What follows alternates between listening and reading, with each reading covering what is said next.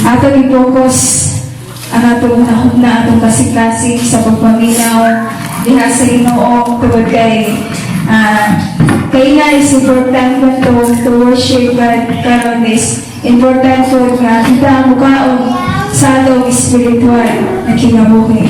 Although bubo na dyan ko mupulong muwali, mawita mga tulong kay bubo na dyan ko muwali. Amen. Amen. So labay atong mga balaan kasulatan pakiuglab sa ikaduhang Korinto sa pagtutugon ngadto sa versikulo 20 ngadto sa 22.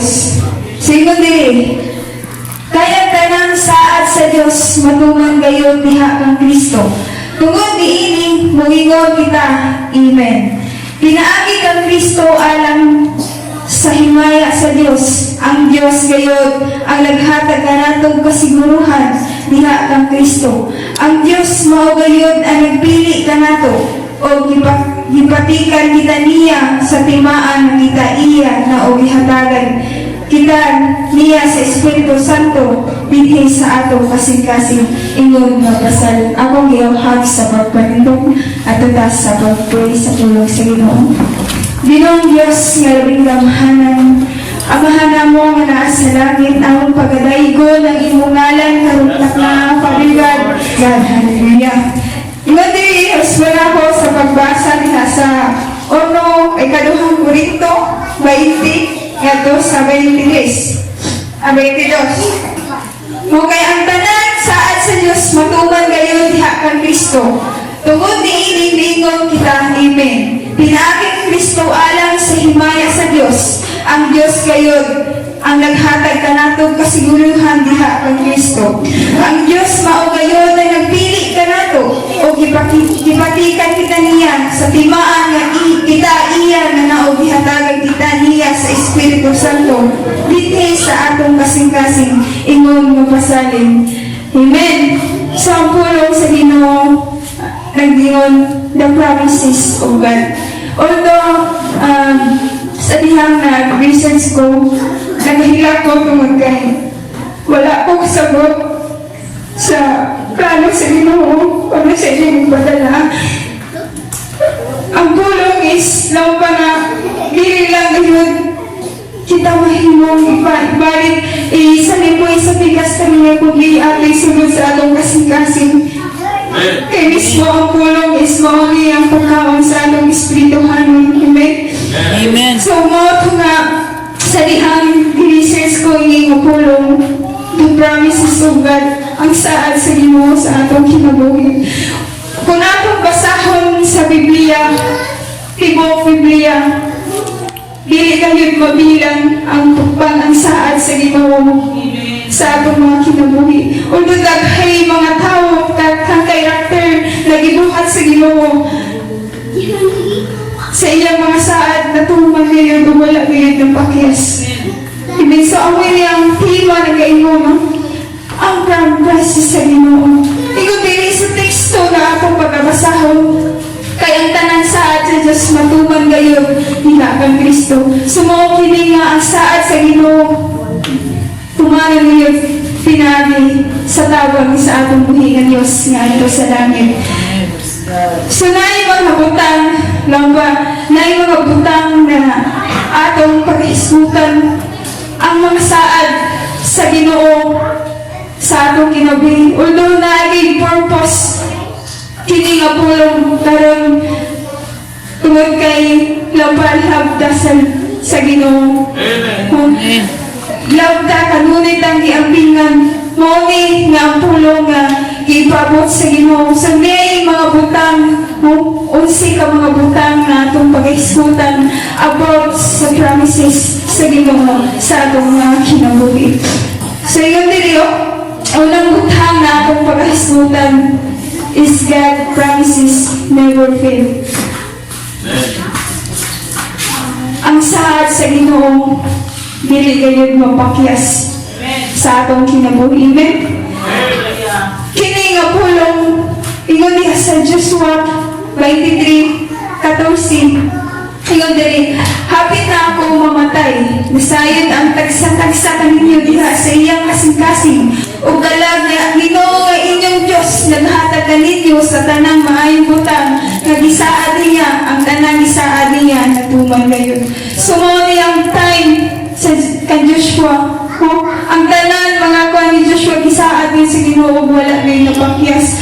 Kita isip na Kristohano diha sa Ginoo.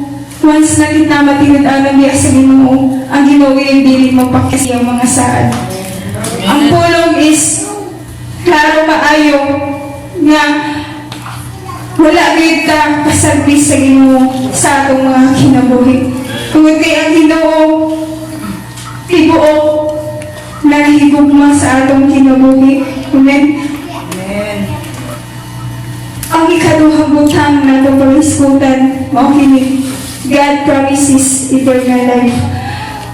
Ang Ginoo nagsaad sa atong hatagan tag eternal life dito sa ginharian sa langit.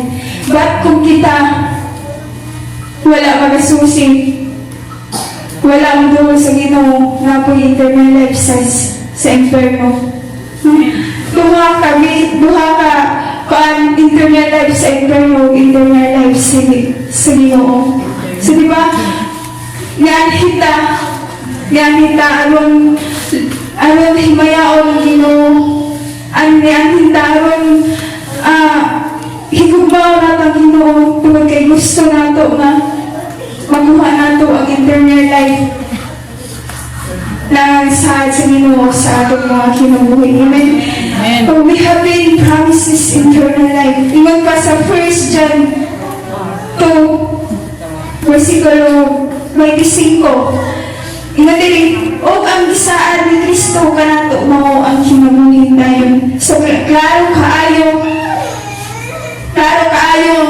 ang saad sa Ginoo sa atong kinabuhi. O ang gisaad ni Kristo kanato mao ang kinabuhi dayon. Busa kita mga Kristohanon, dili lang ta magliligoy sa pag-alagad sa Ginoo. Tungod kay gusto man nato makuha ang atong kinahanglan mo ang eternal life dito sa gingharian. So, at kinahanglan nga tinud-anay ang atong pag-alagad sa Ginoo. Amen? Kay dili gusto si Lord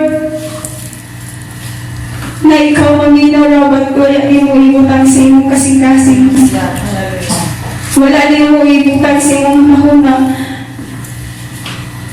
na dili lang pa na wala na di ka nag-focus, wala ka nag-focus sa kapag dahil diha sa Ginoo. Sumunod nga ang eternal life is importante rin sa atong kinabuhi. Amen. Kapag God has promised salvation for our people, ang Ginoo nagtasaad sa atong mga kaluwasan. Amen. Pagkailaw ka sa Ginoo, laban, wala gayod ang Ginoo. Ubila sa atong kinabuhi. Ingon pa diya sa Isaiah 49:25. Atong basahon. Ngayon, nag-ingon ang Ginoo, mailog bisan pa ang ginakpan sa mga sundalo, o mabawi ang inilog sa taong bangis. Kaya ako mao'y makik-away, nitong makik-away kaninyo, o luwasan ko ang inyong mga anak. So saad sa Ginoo, luwasan gayon niya ang iyang mga anak. O bis kita, niyang mga anak, iyagad ka luwasan. O dadon dito sa ginharian sa langit. Amen? So ginahanglan nga, di lamang ka nga magbansay-bansay ta sa pag-alaga sa Ginoo, kundi tinuunay.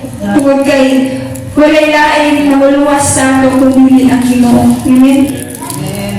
Walay lain nga mulab sa ato na tinuray kundi ang Ginoo. So kinahanglan nga ingon diri, God can do the impossible. Ingon sa Luke 18:27, mitubag si Jesus ang dili mahimo sa tao, mahimo usab sa Dios, mahimo sa Dios. Amen.